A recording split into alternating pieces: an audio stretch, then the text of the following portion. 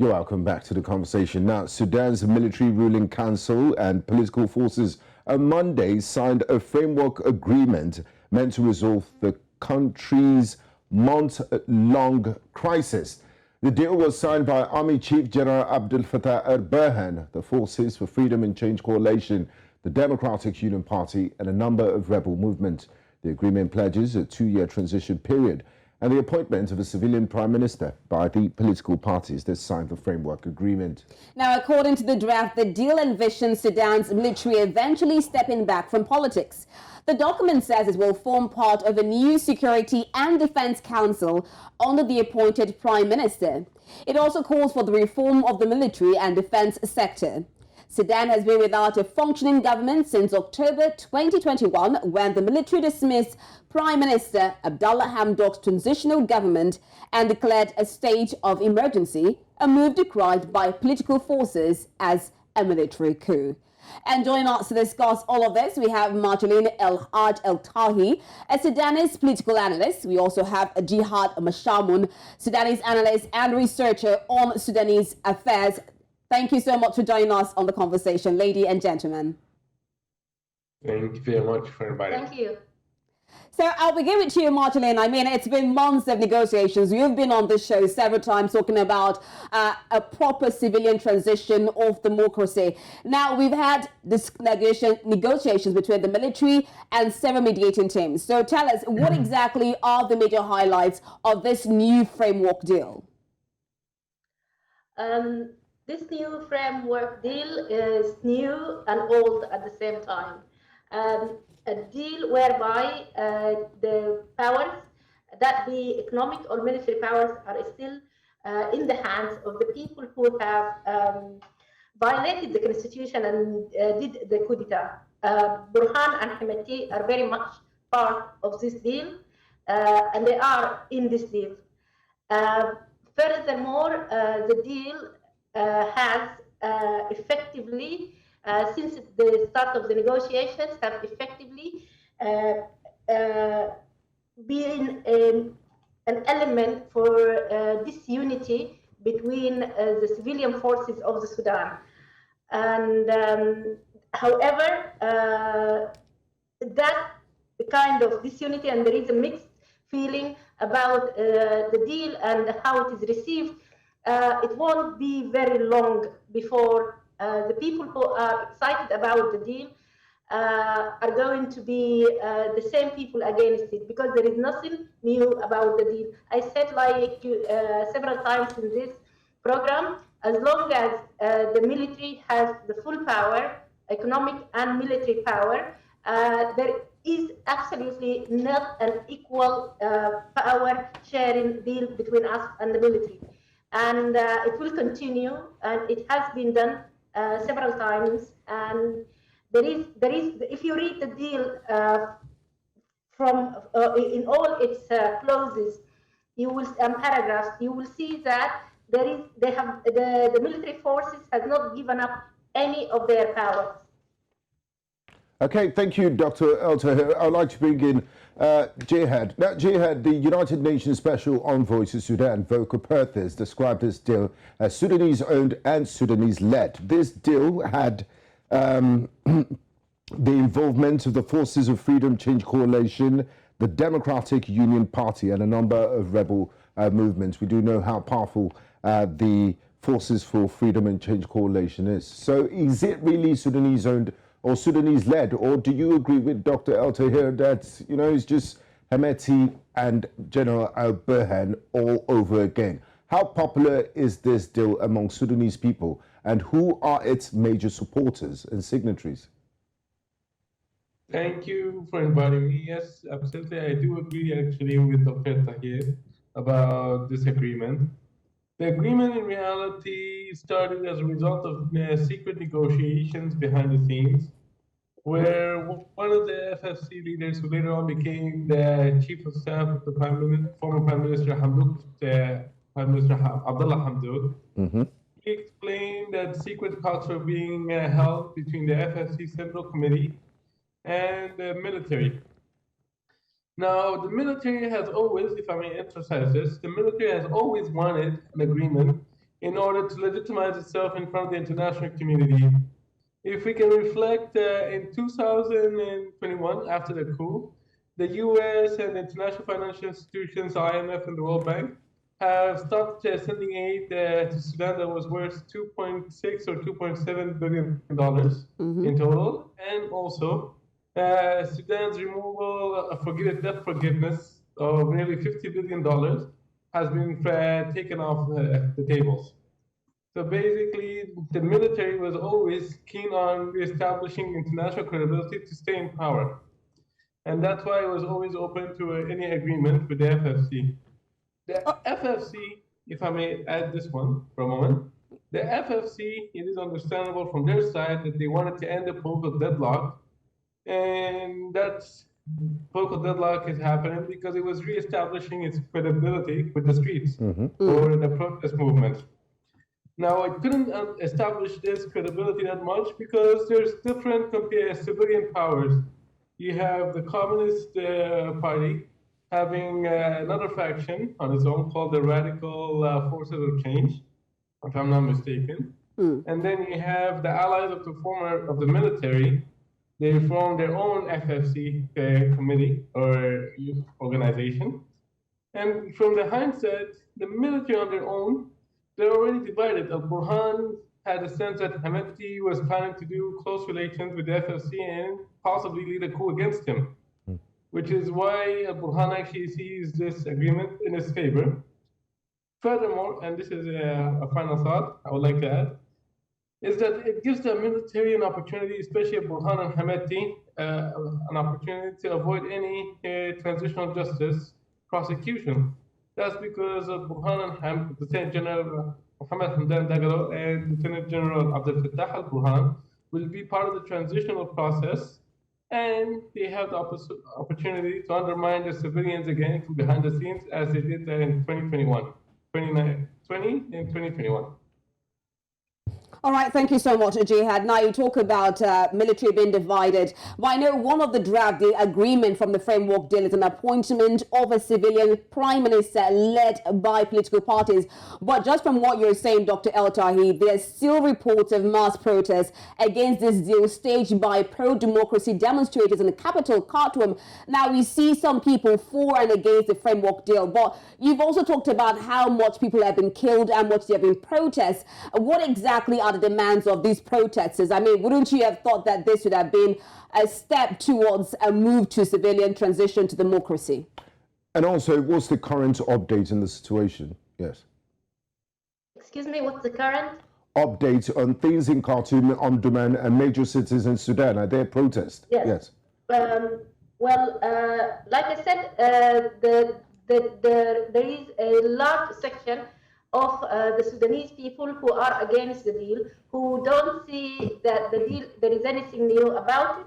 The same military and rapid response forces, this is about the third time they have been signing this kind of deals and having this kind of photos, and the international community celebrating the beginning of democracy in the Sudan. This is the third time.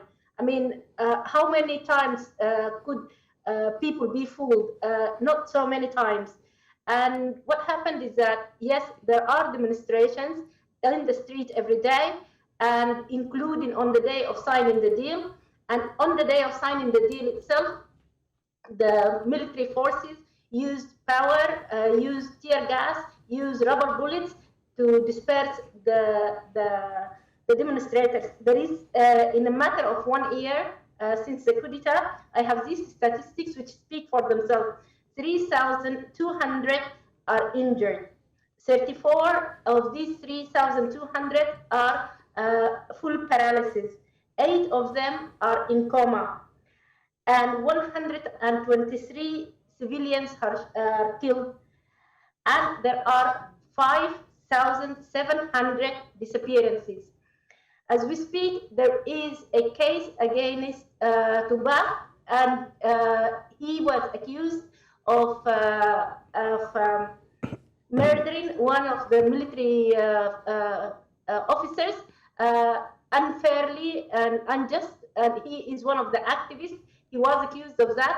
Last Monday, he came to court, and he was tortured and handcuffed to the point that he was tortured so badly that when he turned up in court, the judge refused to continue and adjourned the session because his situation, his torture was so evident and apparent and so bad, and he was in handcuffs, and they had to return him back to prison because he wasn't in a state to be. This is the kind of background to this deal, a background whereby the military is utterly irresponsible for all these atrocities, and we're not talking about just past atrocities. We're talking about on the day of signing the deal, as if Hemeti and Burhan has no control over the street, and who is shooting the demonstrators in the street. This is never something that the deal is interested in talking about. Jihad was talking about transitional justice. There is nothing such as transitional justice. The deal is a means of giving immunity and legitimacy to the coup d'etat. The deal is not even a partnership. It's not even that. It wouldn't even amount to that. It's basically Hemeti and Burhan having to appoint, like employees, appoint ministers and prime minister, while they hold on all the power. And I repeat, all the power, whereby there is no accountability and there is full immunity for them. Thank you, Dr. El-Tahir. Now, Jihad, there's a saying that fool me once, shame on me, fool me twice, the blame, it's on you. So like Dr. El-Tahir said, this is the third time. So it's almost like from the same playbook. You know, bring out a transition timetable, the international community applauds, the demonstrators slow down for a while, and then we're back to it. Do you see any difference in this peace deal, in this agreement this time around? And has there been any date set for the transition to begin? When will the civilian-led prime minister be appointed? And do you trust I mean, it's the same people, so I guess the question answers itself. El-Burhan and Hemeti.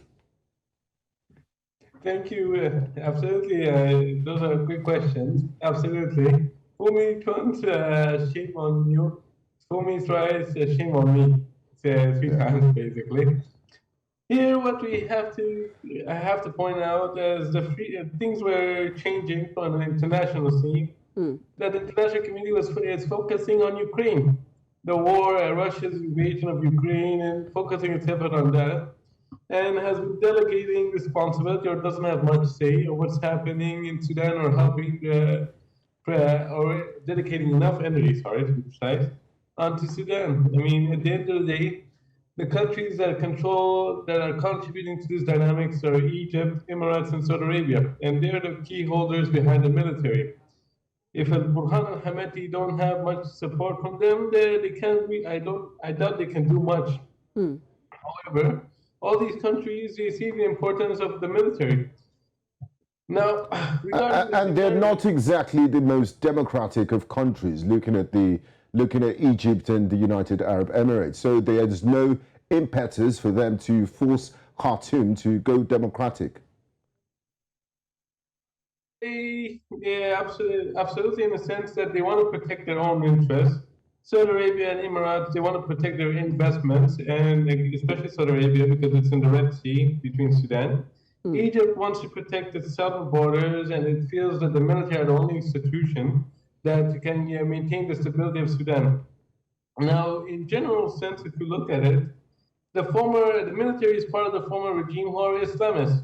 So it's actually in the interest of those 3 countries to have a democratic, I mean, that's my perspective, to have a democracy in Sudan in order to combat terrorism or armed political Islamist movements, sorry, to be precise.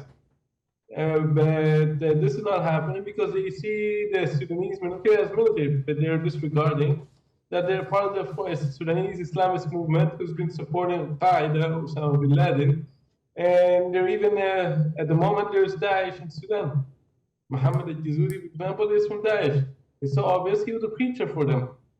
So what I can see at the moment is that these three countries, they need to have an understanding of the situation, a better understanding of the situation in Sudan, to make a better analysis of what outcome they're looking for that is supporting their interest and the Sudanese interest, a win-win solution. Now, if I may add, the scenarios I envision at the moment, because of the military's involvement in this transition period that they signed up for, is two things. The military is either going to undermine the civilian partners, as they've been doing since 2019, when the government was formed, until October 2021, 25th of October 2021, or the military will encourage insecurity in Sudan, further deterioration of economic policy or economic situation, in order to make alliances with certain civilian parties to run for elections. If you look at the Popular Congress Party, for example, it's part of the coalition that signed a recent agreement with the military. It's one of the coalition parties that Burhan wants to make an alliance with, because their members, they were part of, or the ideologues, emphasize, of the Sudanese Islamist movement that brought the former regime of Omar Bashir to power.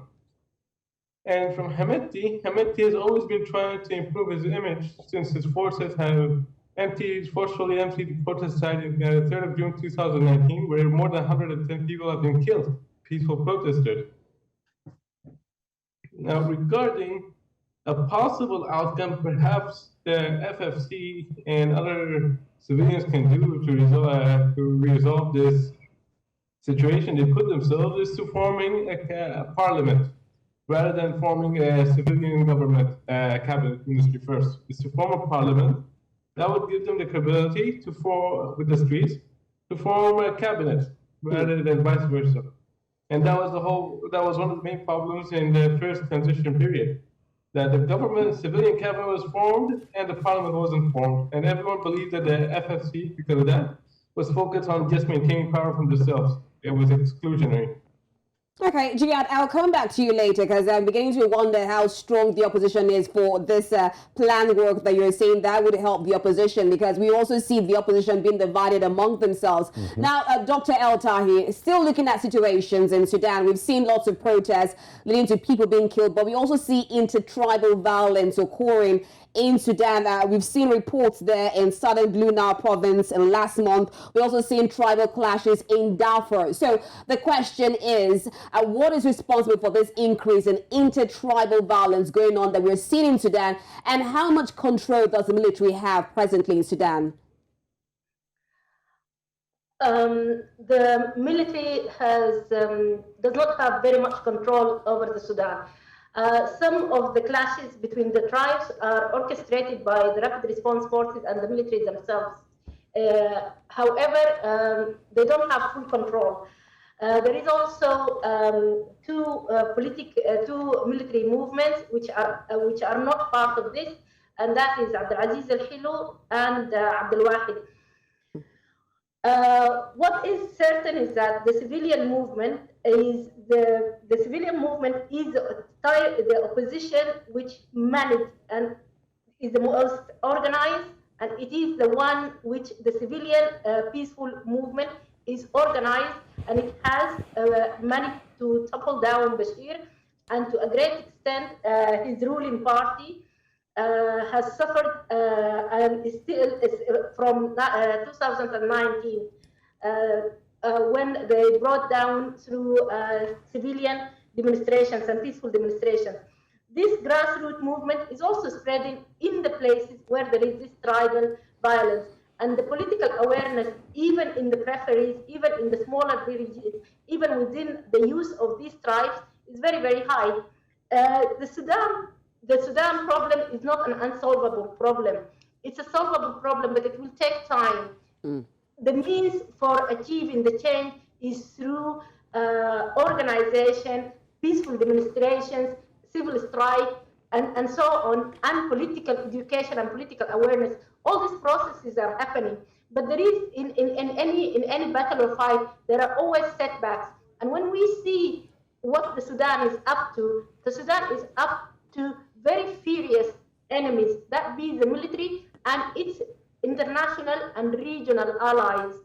The Sudan is is an offering by the United States to its strategic allies in the region.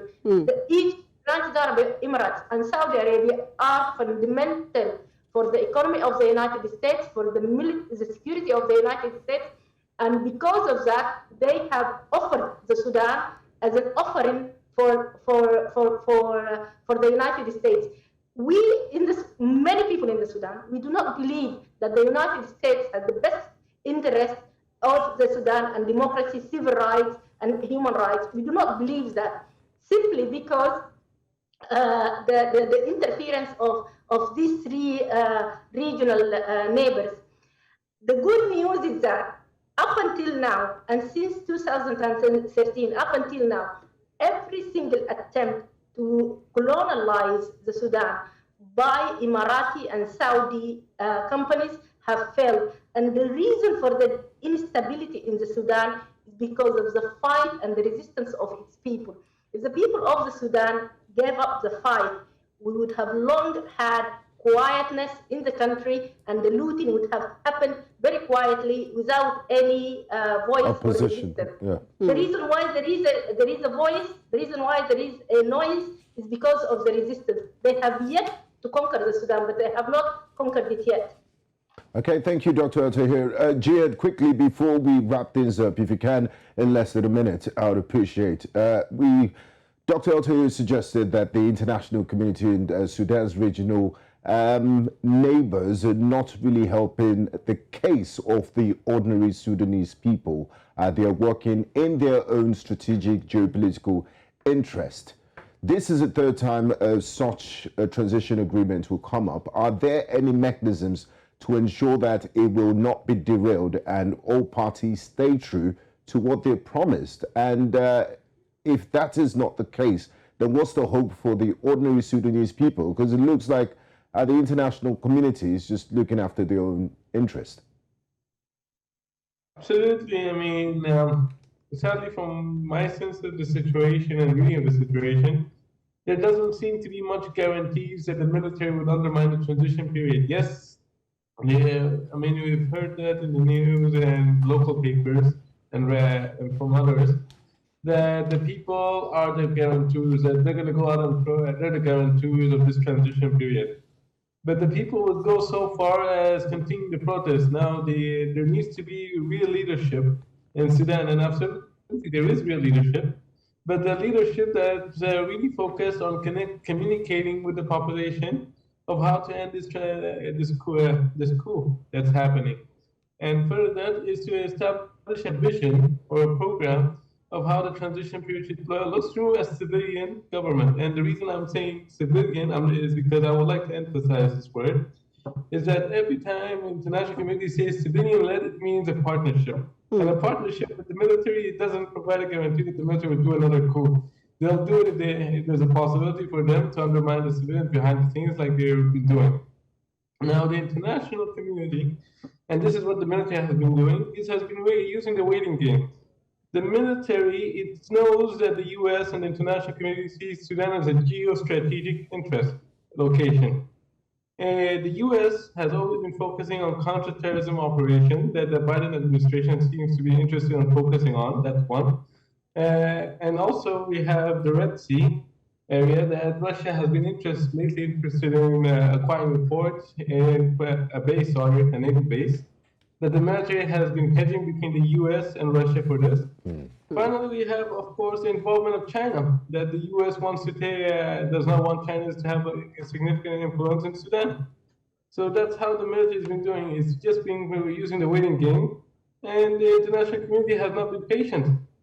I guess we have to wait to see how all of this pans out, but our best wishes are with the people of Sudan. Thank you very much, Dr. Majduline El-Haj El-Tahir, Sudanese political analyst, and Dr. Jihad Mashamoun, Sudanese analyst and researcher on Sudanese affairs. It was a pleasure having you both on the conversation. Thank you for your time. Thank you. Thank you. You're watching The Conversation in News Central Television. When we return from this break, we will be looking at the situation in the Eastern Democratic Republic of Congo, where M23 rebels have agreed to stop fighting. Will they stick to this agreement, or will this agreement not hold? Join us on the second half of the program as we look into this and more.